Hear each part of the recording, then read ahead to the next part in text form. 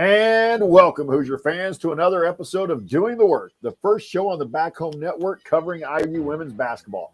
I'm your host, Jeff Marlow. I'm also joined by my co-host, Kathy Amos. Tonight, we're discussing yesterday's 65-61 victory by your number 5/number 4 ranked Indiana Hoosiers over Illinois to improve to 9-0, 1-0 in the Big Ten. But let's start the show the way we start every show, and that is with our banner moment.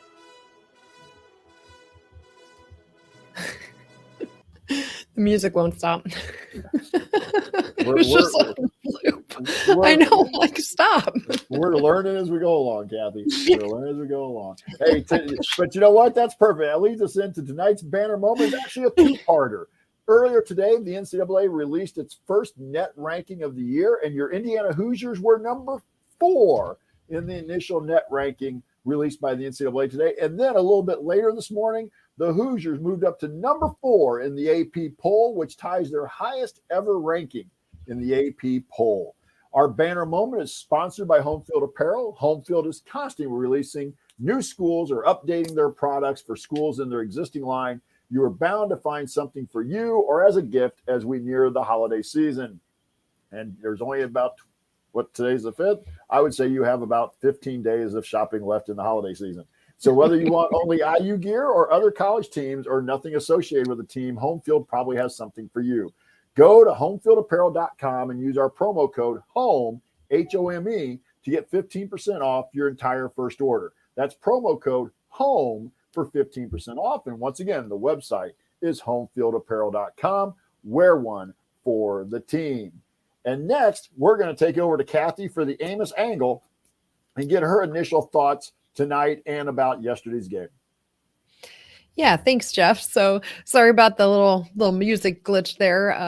It just didn't want to stop. I think I pushed it too many times and it just started over. But anyway, so yeah, I mean, it's another Monday, another start to a hopefully exciting week of Indiana women's basketball. But we finished out last week with another perfect end yesterday, which we played Illinois. I know it wasn't maybe the prettiest of games, but I'd rather have an ugly win than a pretty loss any day. So just super excited that the women are really coming together. And I know we'll get into it as well. And, they're a bit banged up as well already early into the season. So we'll break that all down. But I think to piggyback off your banner moment, I just thought that was really exciting for them to come out as not just number 4 in the AP poll, but number 4 in net ratings, which means as of right now, understanding it's a snapshot on December 5th, that means they're projected number 1 seed, which is just phenomenal.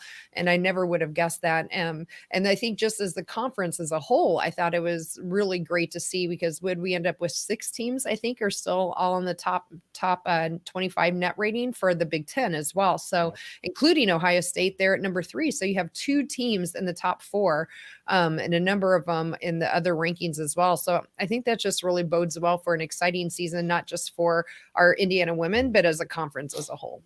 Well, and with that net ranking, it actually also came out with the net ranking. Illinois is at 19. So that win, as long as Illinois can stay, relatively where they've been, that win is going to look a little better as we go along too, in terms of if everything holds true. And Kathy, like you said, that if you are a 1 seed, or even if you fall down to a 2 seed, it just makes it so much. Right. I hate to use the word easier because there's nothing easy about the NCAA tournament, but you don't end up playing the number 1 seed in a Sweet 16. You don't play, you don't get the best, or you don't get that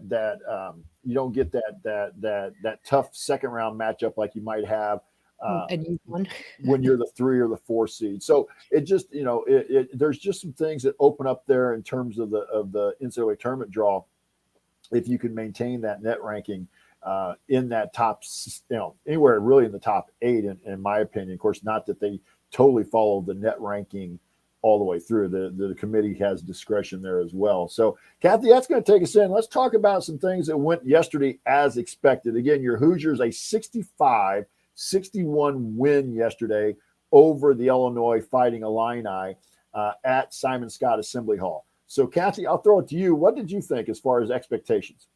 Yeah, I would say, just their toughness in general. Again, it was not necessarily their best performance that they've had this year, and our women just showed, I thought, a lot of resilience coming into that game and persevering and really sticking to the game plan and not getting panicked. And I thought that is really something we're coming to expect from this team is really a lot of great leadership, a lot of poise, and just really building off of that seniority that we're seeing from both the transfers and from returning players like Mackenzie Holmes and Chloe Moore McNeil. Even though Illinois was pulling ahead and made that run in that third quarter in particular, none of them seemed real panic, and they just kept going in and doing the work. And I think that's something that we've kind of come to expect from this team. Yeah, and I really will back that up. That was one of the things that I felt like on a game where at least initially there were a lot of like, wow, this is not a lot like the games we've seen this team play. I thought they did show some toughness down the end. I think one thing also is kind of expected with the group that we have right now, when it did get to crunch time, they tried to get the ball into Mackenzie, and whether Mackenzie was going to make the actual play for herself or at least by the focus getting to Mackenzie, that it opened up a couple opportunities for Sydney Parrish and Sarah Scalia to do a couple things down the stretch with that. But the other part I also wanted to throw in here, I want to get your thoughts. At least for most of the game, I thought she disappeared for a little bit yesterday, but Chloe Moore McNeil continues to play just the way we expect her at the point. Yeah, absolutely. I mean, she, ended up with 13 points. And of course, 10 of those were in the first quarter, if I remember. And then, she came back alive for us in that last quarter when we really needed her, which to your point, I think is what we're expecting from her. She ended up with 3 assists as well and only 1 turnover. So, being thrust into that point guard role now with Grace out, it was not something I'm sure that she was really, pardon that we're in the as expected, but she didn't expect that, right? I'm sure as they've been practicing all year and in the off season. And so I think but we've come to expect from Chloe that steady hands and doing, the Chloe Moore McNeil things. And in this case, it was really keeping that ship steady for us going into that fourth quarter. So I really enjoyed Chloe Moore McNeil as well, at least in the first and the fourth quarter. I think, again, just as a team, they all struggled in that third quarter, not just Chloe. So, it was definitely not their best performance there in that middle. But overall, I thought Chloe did a nice job kind of steadying us down that fourth quarter there. Yeah, and I'm going to kind of throw in a stat line here, not trying to take away from inside numbers, but I thought, again, just as expected, Indiana won the battle in the paint. And now maybe not as big a margin as we've been used to them winning it by, but still, when you only win by 4 and you win the battle, the points in the paint battle by 10, 38-28, again, that to me is kind of expected. I thought that was a place, as talk about expectations, I thought that was a place we were going to have an advantage anyway. Kendall Bostic, the Indiana kid, I really do like her game, but a little bit of an undersized post. So she's not a huge scoring threat in the post, but she does rebound. She blocks out well. She grabs a lot of loose balls. And so it was not surprising to see her play well yesterday for the Illini. But to win that battle in the paint, that tells me that they were still making an effort, whether it was MAC or on drives, to get the ball inside. And I like that. Yeah, I did too. And, again, we've already, touched on it. This wasn't their best performance, but I'm not real surprised either about that coming off of that big win against North Carolina on Thursday night, right? I mean, we saw that on the men's side, although to a whole different degree. But at least the women here persevered through that. They looked a little bit slow. They looked tired. And again, you had that huge emotional win on Thursday night. And I'm sure that took a toll. And it wasn't, exactly just a 1 or 2 day turnaround, but it was only, 2 full days in between. So I'm sure that had something to play in it. I wasn't completely surprised not to see their best performance, especially being shorthanded. So speaking of which, Kathy, what was a surprise for you coming out, or as you watched the game or coming out of the game yesterday? Yeah. So, gosh, there were a number of surprises. I think, I think even though I didn't expect their best game, I really thought they would be maybe a little more in control of Illinois. And we knew Illinois was improved, but, to go in last year, I think Illinois only had 7 wins total, and they've already matched that win total. So we knew they were definitely improved.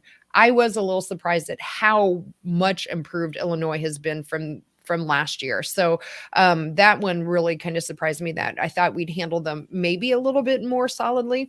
I didn't expect it to be such a tight game coming into that fourth quarter. That's for sure.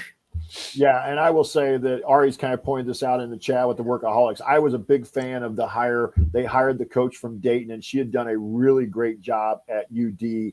And I thought that was a really good hire for Illinois, and she's got them going a little quicker than I thought she might. But I'm going to throw this in here as a surprise. And we also have to let our listeners and viewers know, in case you didn't see the game yesterday because it was on BTN Plus and weren't following us on Twitter, Alyssa Geary was out yesterday. So we had another player out with an injury. The understanding is that she rolled an ankle or injured an ankle in practice on Saturday. And the report on Twitter was that she had a walking boot on yesterday. Now that could be very precautionary. That actually is a something they do a lot of anymore to try and help keep the swelling down and keep the, get the healing process going a little quicker. But again, so now you were down Alyssa Geary besides Grace Berger. We found out in the North Carolina game that Caitlin Peterson had left the team. We still haven't had Keandra Brown all year. So the bench that was already getting thin got another player thinner yesterday. And again, I guess probably I shouldn't be surprised, but we had 3 players play 38 or more minutes, right? And a fourth who played 35. So, and if, let's be honest, if Yarden Garzon doesn't get into foul trouble in the first half, she's probably racking up close to 35, 36 minutes. So I am the surprise here is that we're not trusting the bench a little bit more, especially at the beginning of this game against like Illinois, where you don't think it's going to be this nail biter down the stretch. So I'm a little surprised by the amount of minutes, but as I said, what was, a bench that looked like might be able to go 9 or 10 deep at the beginning of the year, you're down. Right now you're down 3-4 kids that you thought were going to be part of that 9, 10, 11 person rotation. So, but now there's just not right now. You got to find a way to keep, you got to keep, like you said, you got to keep, pounding through, you got to keep grinding through and find a way to pick up wins. And then we're going to get to, we'll talk a little bit later as well, but they're going to get some time off here after this week. Yeah, I agree. And I think where that really showed up with Alyssa Geary in particular being out was the rebounding margin, which I'm sure we'll get more into when we go inside the numbers. But, being out rebounded by Illinois, which, we on paper, we have definitely, I thought, the height advantage over Illinois. I was surprised to see that, especially, letting Illinois getting 11 offensive rebounds there. So I was a little surprised at that too. Well, but we talked about this in the last show, right? For the end of the show, we talked about Illinois was a double-digit plus rebounding team, even though they're not big. They're not big. They just are scrappy and they go after the ball, and that they did that yesterday. In fact, in the first half, and I'm not trying to get inside the numbers here, we had 0 offensive rebounds, and they had like in 9 or 10. In the first half alone. So, so anything else that stood out as a surprise to you yesterday? Maybe a pleasant surprise yesterday. I guess I wasn't quite ready for a pleasant surprise. Well, maybe don't let me lead it to it. I was just kind of thinking, but what did you go with, whether it's pleasant or unpleasant? The other thing, and it was actually something Mackenzie Holmes mentioned immediately in her post-game interview on Big Ten Plus with one of the TV commentators. She was asked what they I can't remember how they worded the question, but basically asking her what she felt didn't go as particularly well or something in the game. And she said her defense in the team's defense. And I thought that was true. Not that, we held Illinois to 61. It just felt like, especially with Cook getting 33 points, that was the first time that's happened to us this year, where we had one player in particular that we just couldn't seem to stop. And that one was a little bit of a surprise that we, let Illinois shoot almost 40% from the field. And it just seemed like they were really having their way a little bit more offensively, especially once Cook really got going.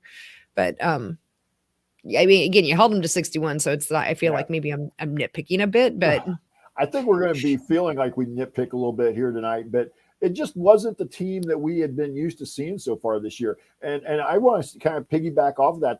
I just felt like they looked lethargic, especially after the first quarter. There was a lot of standing, both offensively and defensively. There was a lot of standing when the ball was up in the air for the shot and the rim going for the rebound. I felt like offensively we stood around. I will say, as offensively, I felt like we stood around. And Illinois may be the first time. We didn't watch the 2 games. At least I didn't. I don't think you did. We didn't watch the 2 games in Vegas. But Illinois was the first team we'd seen really all year that just went full on double against Mackenzie in the post. And one of the things that we were texting back and forth is when you get in that situation, you need to cut somebody through. Oftentimes it's the passer. All right. Whoever passes it into post needs to cut through and go out the other side. And then everybody else can kind of rotate into a new spot. Or you cut somebody, from the top through on the backside, maybe down the lane, and see if you can get a back cut to a left. But there wasn't any movement. Everybody, once the ball went into Mac, it just stood. And then that was kind of surprising because we really hadn't seen this team really stand on the offensive end. And I guess probably what I would wonder that got to it a little bit was, did they let their shooting, especially after the first quarter? They shot 52% in the first half. Yeah. But it wasn't 52% in the second quarter, and they shot very poorly in the second half. I just wonder if they let their shooting and their inability to hit shots affect them to where they just kind of stood around and it kind of got inside their head a little bit. And that happens, but that's something that you can't have happen against a better team than Illinois. Yeah, they shot 52% in the first half and only 34% in the second. So, yeah, definite turnaround there. So, anything else you want to pull up here in the surprises section? Nope, I don't think so. How about you? Nope. Let's go inside the numbers. And Kathy, I'll let you go first. And what's a team stat that you want to start off with? Well, I touched on rebounds a little bit already. One that was, I guess, was still nice to see, back to my comment of where it felt like their defense was a little lethargic. They still held Illinois to 0.871 points per possession. And maybe that's why it was, this was just such a low scoring game for us. On the flip side of that, we only scored 0.915 points per possession. In fact, this was by far our lowest scoring point total of the year. So that, in terms of the team stat, I was really, again, we just talked about it with the field goal percentage. I know had to come in, but we had probably our second and third quarters scoring 13 and 11 points respectively. I think that might be two of our worst quarters we've seen so far this year offensively. So I was a little surprised to see, especially an 11-point third quarter. Was really we were just really struggling to get anything going offensively in those middle two quarters. Yeah, you talk about those middle two quarters. We get outscored, 33-22 in those two quarters, and that really was where they got back into the game. I'm going to kind of go along that same line, and I'm going to pick out one that was almost a surprise, and I didn't pull it up for the surprise section.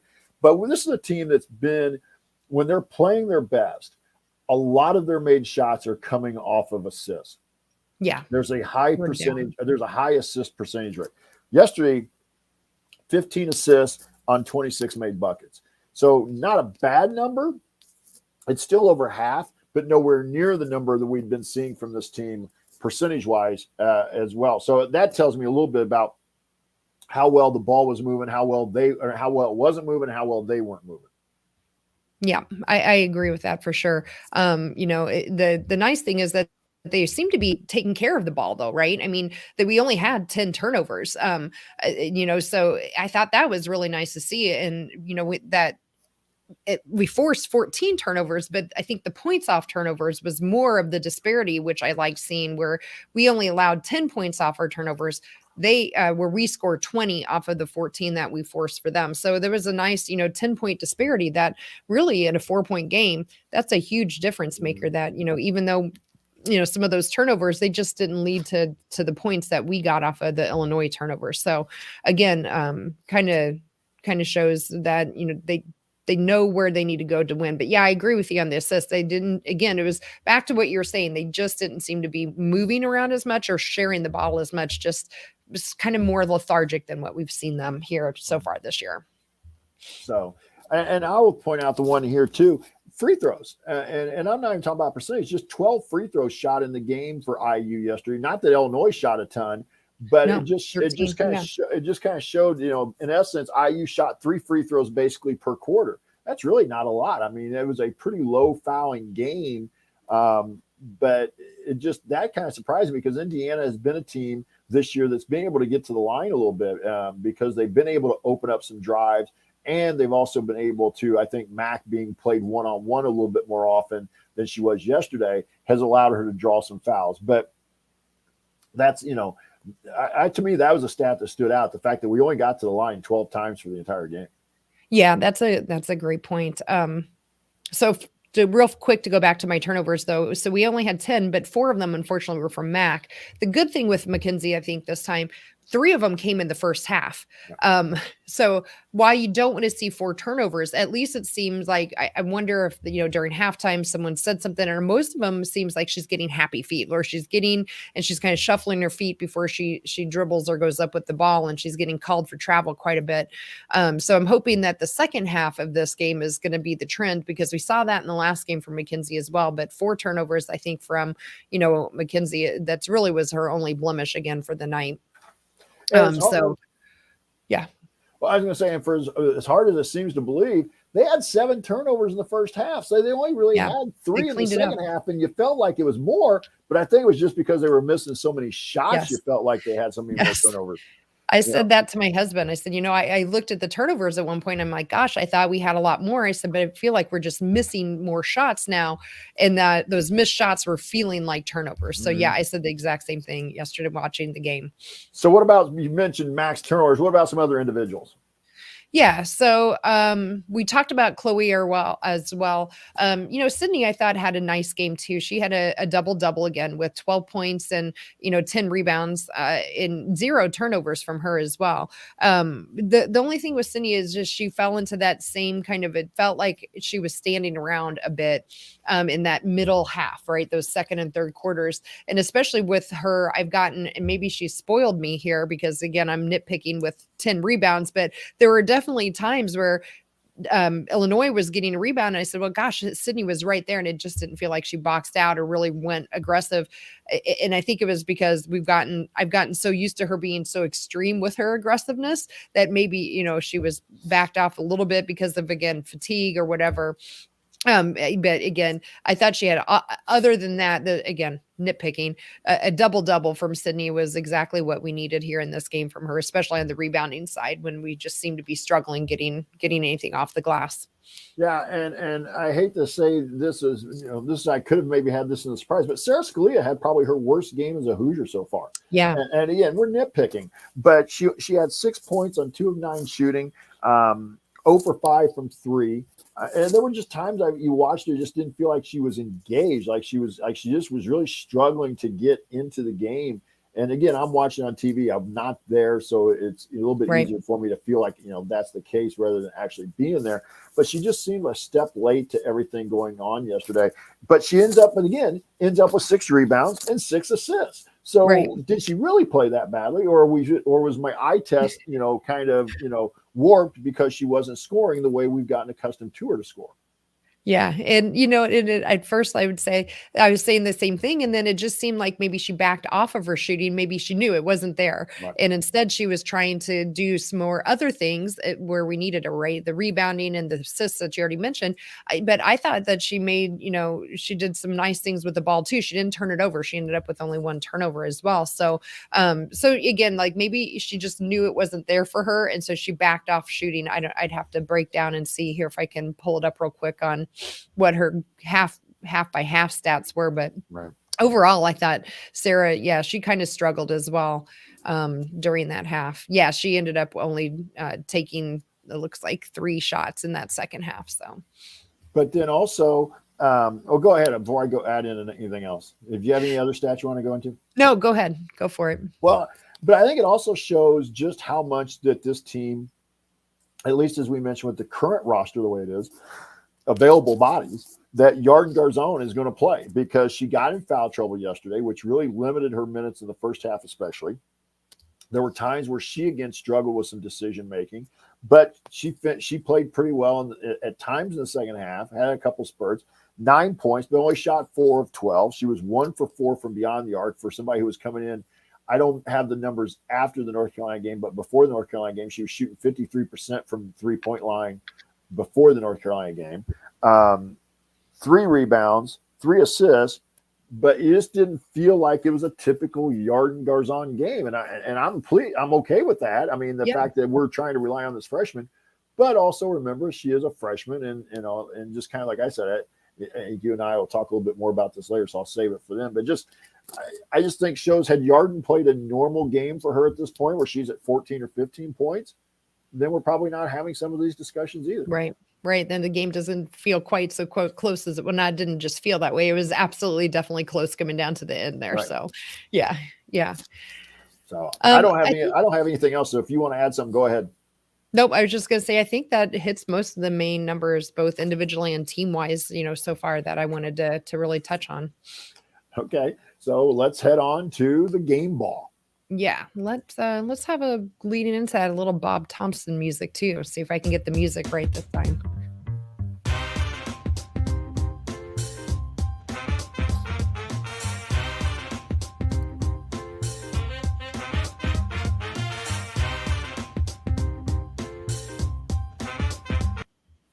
There we go. Look at me go. Awesome. All right. So yeah, game ball. Here we go. Yep. And I'll let you go first here. For those of you who are watching on our YouTube feed, our live YouTube feed, we have the scroll of the current standings on game ball going across the screen at the bottom. Yeah. So for me, it was kind of a little bit of a struggle again because it just felt like the team as a whole struggled. But I have a hard time not giving it to Mackenzie Holmes. I just think she's playing at an All-American level and really should be in conversation at some point of Big Ten Player of the Year. I mean, she made it to the Big Ten honor roll again this week as Player of the Week, and that's 2 weeks or 3 weeks maybe now in a row that she's made that. And 23 points from her again from. As I mentioned, I think her only blemish this time was her turnovers, but she had some happy feet, especially in that first half. She was a little uncharacteristically off, I thought, of her shot, 11 for 21, but the whole team kind of seemed was. But again, you're still shooting almost 50% from the field at 11 for 21. So are we really, going to get upset when she didn't, go 10 for 10 or 11 for 11 like we have been accustomed to seeing her? So I thought she just put up again in 35 minutes another All-American type of performance. And I'm hoping the more, she's averaging, in the low to mid 20s right now through the season. I just think that needs to be recognized, and hopefully people start talking that she should be in one of the finalists for going into Big Ten Play of the Year. If this kind of production, I think, keeps coming from her throughout the year. Yeah, and I'm going to second that. I had Mackenzie Holmes picked here. Again, I think the problem that we're having, and again, we're nitpicking. We are. When you're talking about Mackenzie Holmes and what she brings to this team and everything that she provided yesterday, she missed 10 shots. We're like, how can you miss 10 shots? Well, because we've gotten used to her shooting about 75% this year for the most part. I think the other thing yesterday is it's a little bit of and I hate to say, and I'll kind of use this as a lingering question. She can't keep turning it over, though. She can't have, I think, in the last 2 games combined, 10 turnovers. That you can't have that. And especially right now where she really is going to be the focal point of a lot of defenses. Now, again, we've got other players. We've got Scalia. We've got Parrish. We've got Moore McNeil. We've got Garzon, who can put the ball in the basket and alleviate some of that pressure. But right now, with Grace Berger out, darn well every coach is really going to load up. Well, I think you're going to see more of the double team action on Mackenzie that we saw yesterday as we go forward until we can, and again, I think teams will show teams that that's going to backfire. But yesterday, it looked like a good strategy. That's one of those that I totally agree with Mac, because again, 23 points, 6 rebounds, an assist, 3 steals. So, I mean, she really had a pretty solid all-around game, but because it was closer than we expected and because of the missed shots and the turnovers, you just felt like she was, like we've said, like we're pointing out here, it's been pointed out in the chat, a bad game for Mackenzie Holmes is a game a lot of people would take. Right. Absolutely. That's just how good she is, right? I mean, when we're sitting here going and like, oh my gosh, it was an off night for Mackenzie and she's got 23 points. So yeah, I think that's a testament to how just a special player she is. So that will make the 5th game ball of the year for Mackenzie Holmes. She's followed by Sydney Parrish with 2, Yarden Garzon and Grace Berger with 1 each. So we'll move on to our Hoosier Hustle Award. And this one may be a little more difficult. Again, Kathy has the scroll going across the bottom of the screen here. You can see the updated standings here on the Hoosier Hustle Award. But Kathy, I'll let you go first. Yeah, I am I'm really torn on this one, Jeff. I think you're right. I think there's a number of people I could give it to Hustle Award. my first inclination, to be honest with you, after the game yesterday was to actually give it to Henna Sandvik. And we haven't mentioned her, and I feel like we need to give her at least some love, whether she gets this award or not, because she came in and played really good for us, I thought, off the bench. She ended up with 14 minutes, and this is a young woman who was just hurt a couple of games ago. And in fact, she ended up starting that second half in Garzon's spot. And, she, if you look at her stat line, it wasn't a lot of production. It was 2 points, and, she had a defensive rebound in there and a steal. But I thought those 14 minutes were meaningful because, we needed her with Yarden Garzon being in foul trouble. But I think where I'm going to finally land after having a night to think on it tonight, I'm going to go with Sydney Parrish for my game ball. I know I again was nitpicking a little bit earlier about, her maybe not boxing out all the time, but the whole team at one point in time yesterday looked a little bit slow and lethargic. And again, another double for Sydney, another start for her, filling in for Grace in that starting spot. I think that, in my opinion, I'm going to kind of change my mind from where I felt yesterday, and for all transparency, and I'm going to vote for Sydney for my Hustle Award. Well, my initial thought after the game was I'm not sure I can give it to anybody because I'm not sure I saw a ton of hustle as I watched it in the real time.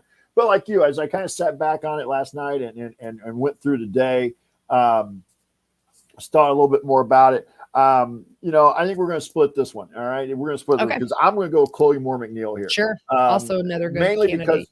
And mainly because Chloe got us off to part of that fast start. I thought she really came out really well. She hit 2 threes in that first quarter. She had a driving layup to finish the quarter. And as you mentioned earlier, she had 10 of her 13 in the first quarter. And in hindsight, that first quarter may have been really what allowed us to stay in the game, because who knows if everything else had gone the same, we might have found ourselves in a bigger hole, except that we played pretty well in that first quarter as we took out a 21-11 lead. And at one point, I think we were up 19-5 or something like that. Yeah. 19-4. That was 19-5 because the biggest lead we had was 14 with 3:06 to go in the first quarter.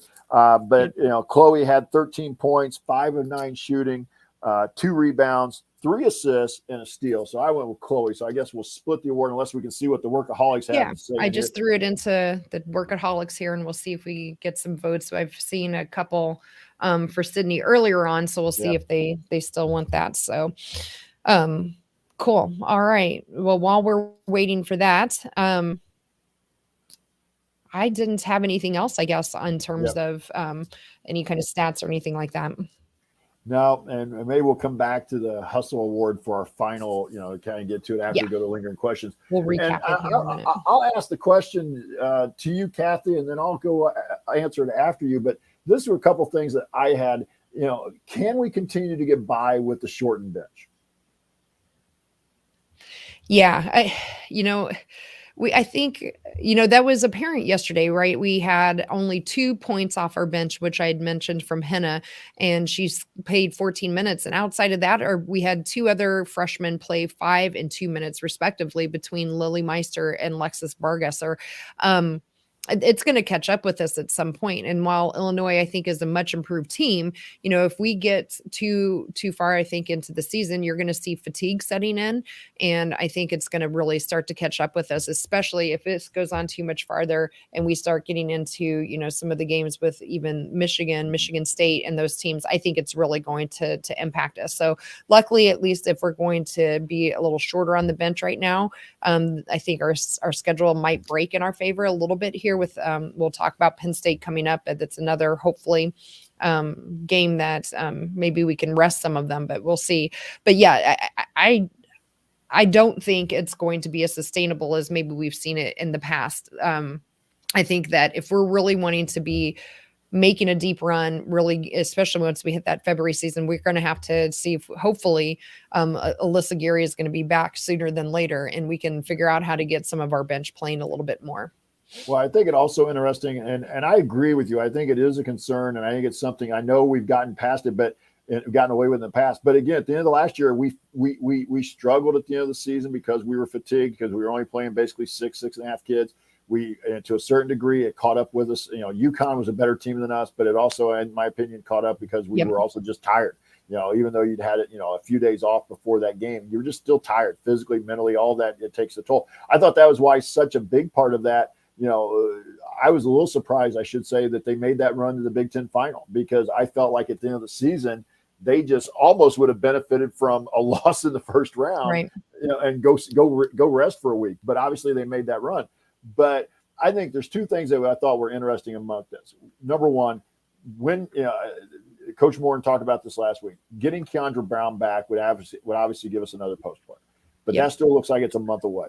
If Grace comes back, then at the very minimum, she's probably going to be limited in her minutes. But at least Grace Berger, you'll trust her with minutes out there, and she'll be able to give you hopefully 10 to 15 minutes those first few games back if she comes back. Because I thought that was the other interesting comment from Coach Moore the other day, was that she no longer said she was going to classify Grace as day-to-day, but rather out indefinitely. Now, that may just be more realistic. That may have been – when you say she's day-to-day, at least in my mind, that means she could be back by the next game or the game after that. Realistically, I think if we get Grace Berger back, in my head, from what I saw a little bit last night, they showed her on TV walking with the crutches and the brace on. My thinking is if somehow you can get her back mid-January, maybe even late January for that big run in the Big Ten, that's when I think you got to see that will help. So now you get Brown back, you get Geary, and we hope Geary's very short term. You get Geary back, and then you get Grace back by middle of January, maybe at the end of January if you're lucky. Now all of a sudden your bench isn't so thin anymore, and we're not going to have this discussion anymore.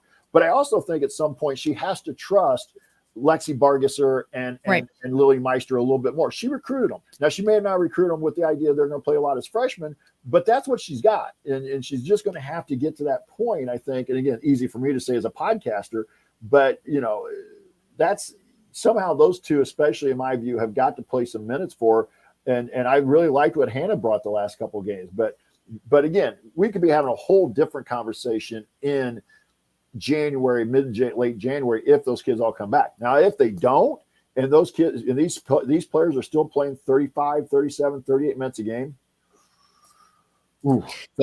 February could be a very tiring stretch run for that group. Right. And I know there's probably some folks that are like, oh, well, we've always had a shortened bench and it's never really seemed to impact us much. Well, I guess I kind of disagree, because I think that we have seen that in previous years catch up with us. And, like even last year, I would warrant maybe we don't have such trouble with Iowa down late, and there's scheduling problems and things with Iowa as well going on. I get that with the schedule, but again, if you have more rested legs, maybe it's not quite such the problem. But I think, to your point, I think it definitely was at least a contributing factor last year to UConn. But I think bottom line is you're not going to see teams make a deep run in March with only 6 players that are playing and contributing double figure minutes. So I think while it may have been okay in the past, if we're really wanting to be a Final Four team, we have to find a way to have a deeper bench and get more minutes and quality minutes from that bench.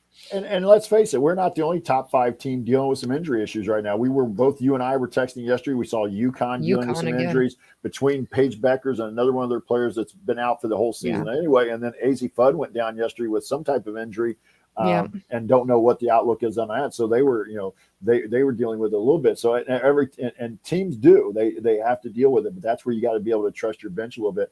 I think we've kind of answered this one, Kathy, about the Illinois game being a one-off, or are there some glaring holes that you're worried about? Yeah. I think we kind of answered that question already. I do too. I think it's a one-off. I do.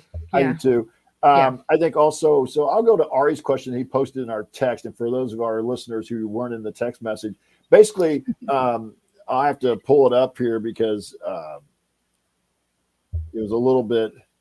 So while you're doing that, I'll just circle back for our last lingering question before we go on to Ari's. We'll split the game ball. We had an equal number of votes between Chloe and Sydney in the chat, so we'll split it. Let's split it between those two. And I thought they were both deserving. I totally liked your argument for Sydney as well.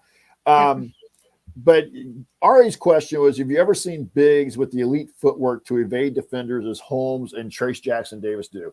He said he was having this discussion with family and they were talking about it.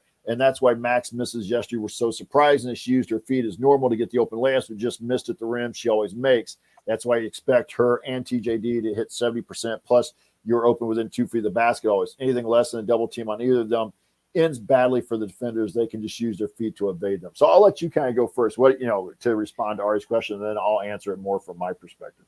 Yeah, I found that question intriguing and I find it hard to answer right now just because we have seen, as I called it, happy feet from Mackenzie here the last few games. So normally I feel like her footwork has been top notch, right? Very elite. But now we're seeing her starting to get a little bit of shuffle going on before she plays and or gets that ball onto the floor. So I would say yes, 90% of that I think is absolutely elite footwork from her.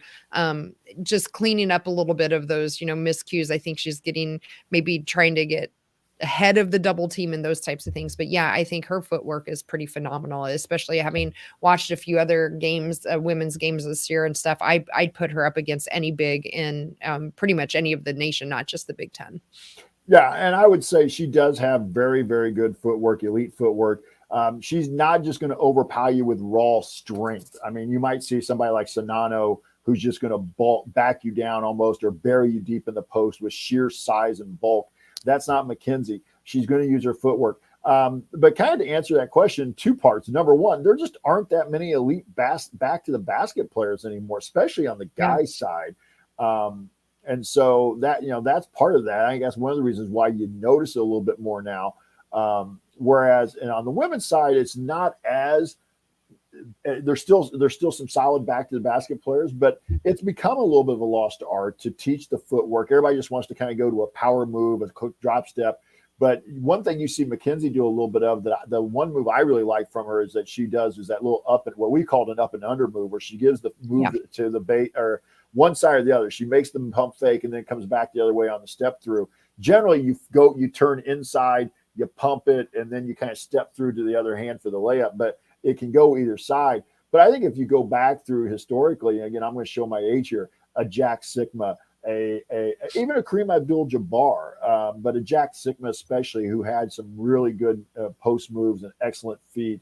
You go back, Kevin Garnett, and again, Garnett was a pure athlete too, but Garnett had pretty solid footwork in the post. In the women's game, I'm trying to think of off the top of my head here lately, somebody I can't remember her name, but the girl that played down at Mississippi State a few years ago when they were making their run had really good footwork. So for the ones that have it, you notice it, and because they don't tend to have those traveling calls, and they tend to look like they're getting easy baskets because they're using their footwork to get themselves so open. Yeah, I agree. And the other thing I think we're seeing from Mackenzie on the opposite end, I think she has really nice hands too. She can pass the ball, she can catch a bit. We even saw, a little bit of her jumper coming out yesterday too. She wasn't shooting any 3-pointers and it was just a nice little pull-up jumper there, just outside of the lane. And I thought she looked really, really comfortable shooting that shot as well. Yeah. So yeah, great all around for Mackenzie. She's just a pleasure to watch. Yeah. So I don't have anything else here on lingering questions, Kathy. I didn't see anything else in the chat. Do you have anything? Nope, I don't think so. We can move on to what's next if you want. Let's go up to our what's next. I'll take the first part of this and I'll kind of let you talk about the Penn State Nittany Lions. The women will continue Big Ten play when they travel to Penn State Thursday. The game is 7 Eastern, 6 Central start. It will be on BTN Plus, or you can always listen to the radio and our friend Austin Render. This one surprised me a little bit, and I know Penn State used to have a really, really almost elite program, but IU trails the all-time series 33-18, and we're 6-22 on the road in University Park all time. But the Hoosiers have won 5 in a row, so that means this was a really a lopsided number. But they've won the last 5 going back to December 31st, New Year's Eve, 2018. They won that game and haven't lost since. And IU won the only matchup last year, 70-40 in Bloomington. Yeah, so Penn State right now is 7-2. They started conference play obviously as well. They lost their opening game to Minnesota, 98-96. That was a double overtime game. Their other loss was right before that to Virginia, 68-89. So I don't think we're expecting anything real exciting from Penn State here, but they do have three players that average double figures in terms of scoring, and they're led by their 5'11" senior guard, McKenna Marissa. She is averaging just under 19 points a game. They also have a 5'10" guard, Liliana Kapinis, I think is how you say your name, at 10 points a game, and then a 5'7" freshman guard, Shay Siski, also 10 points per game. In terms of rebounding, they're led by a 6'3" guard or forward, Jonisia Cash, at 6 rebounds a game, and then Kapinis also chips in 5.9 rebounds a game. And in terms of assists, again, back to McKenna Marissa as their guard there, she is leading the team in assists at 5 points per assists per game. As a team, they're averaging only right around 76 points per game, 77 somewhere. They do shoot around 46% field goal percentage and 34 from three. The interesting thing here is their defense. They're holding their opponents right now to 40% field goal shooting. However, on the flip side of that, they're committing 18 turnovers per game. So I think it's going to be an interesting. They also turn their opponents over 23. So while they turn it over a lot, they're turning their opponents over even more. So I think this will be an interesting matchup. It seems, at least on paper. I haven't seen Penn State play. But in terms of on paper, it seems like from a defensive standpoint, maybe that's where they're really trying to hang their hat too as well. So we'll also have to watch rebounding. The Nittany Lions have been out rebounding their opponents by 6 per game. So I think some of the keys that I'm thinking, Jeff, and you tell me about this, hopefully our defense travels this time and we can really keep them from continuing to force those turnovers, from Penn State that they've been doing, but keeping our turnovers down, right? If we're creeping up into that, teens, I think we're going to be in trouble. And then we have to start hitting the boards a little bit better. So I think that health will come into play. Hopefully Alyssa Geary is back, even if she can only give, 10 minutes or so for us. I think that will really help in the rebounding area as well. But what kind of keys are you thinking? Well, I kind of agree with that. I'm going to kind of go more toward the intangible side of it. I think that, number one, I agree about the defense. We got to get back to playing the defense. And I got to imagine that was a focal point today in the film room. And usually this is a day off for them.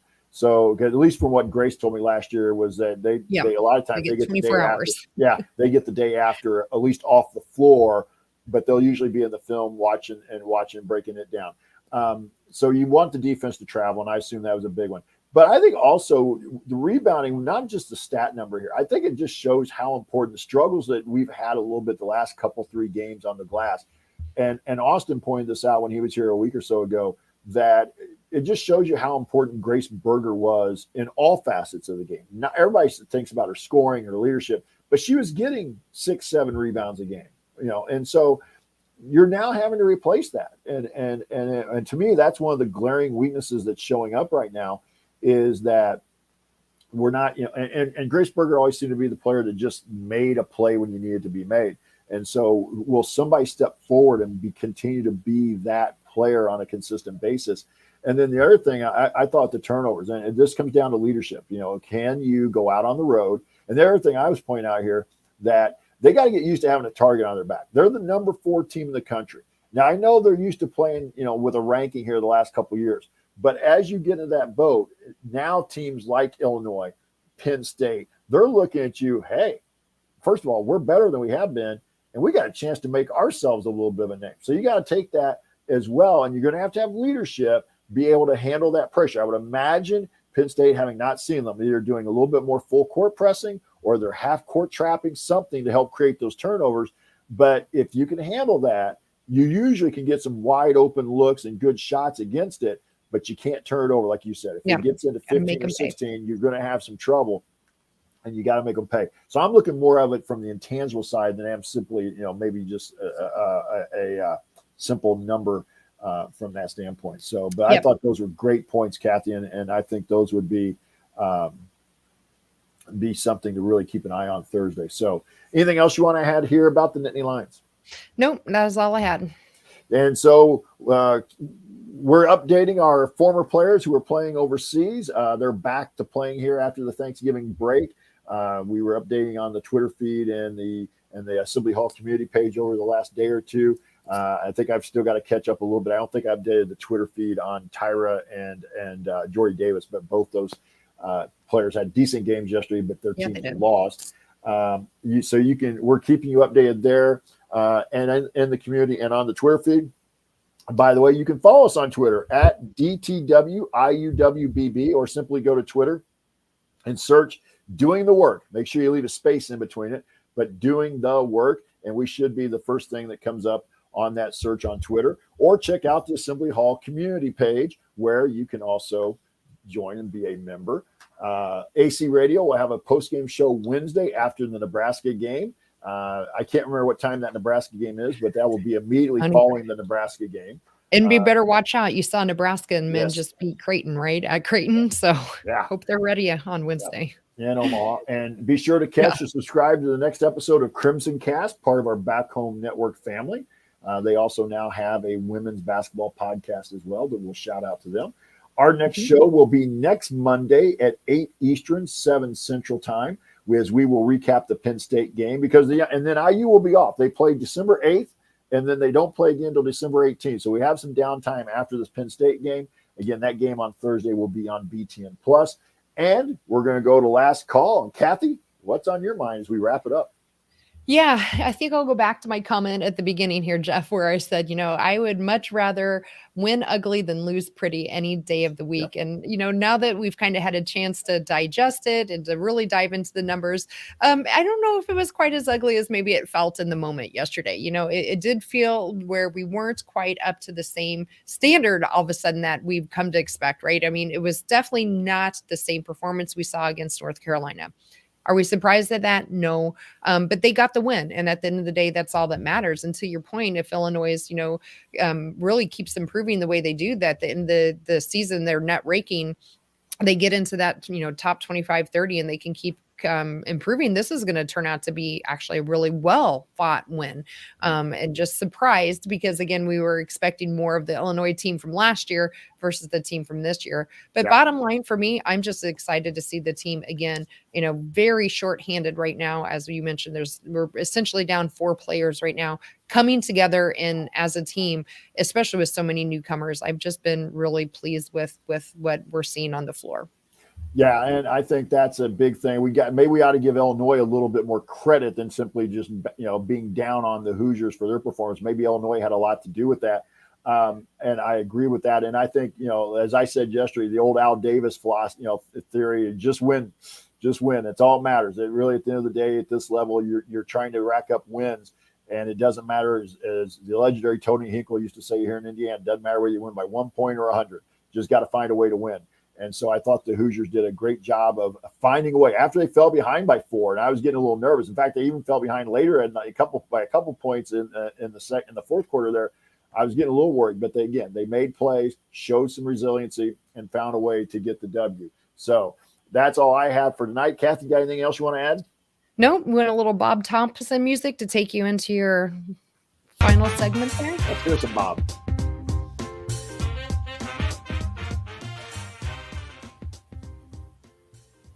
And if you want to see us do the show live and be a part of the live chat, our workaholics, make sure that you subscribe to our YouTube channel, youtube.com/assemblycall.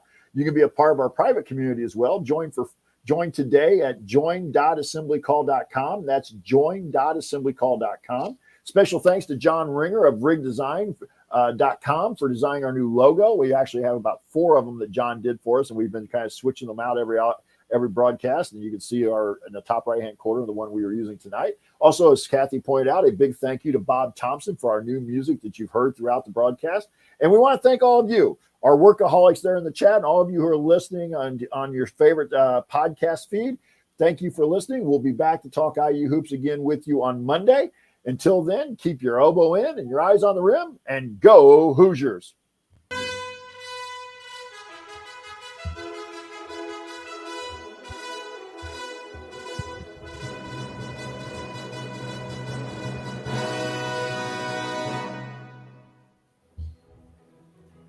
All right. Nice job tonight. Thanks. Yeah. Once I figured out, I think I was hitting the play, then pause, then play, and it was throwing me off. So I'll let you go. We were almost at an hour tonight. I'll let you go since we know exactly what we're going to be doing. I want to thank everybody out there in the chat for joining in tonight. And we'll talk to you again on Monday and recap the Illinois game. Or excuse me, the Penn State game. Penn State game. Yeah, we're stuck on Illinois right now. So Yeah. that's great. Yeah, that was fun, Jeff. Yeah, I think it was nice to break it down again and really reflect on it. So I almost liked doing it a day later. I had time to kind of think through and not be in the heat of the moment. So it was a better game than, I gave him credit for originally yesterday, I thought. Yep. So yeah, appreciate thanks. that. Yep. Thanks to everybody. We'll talk to you soon, and we'll see you guys on Monday. Sounds good. Good night, everyone.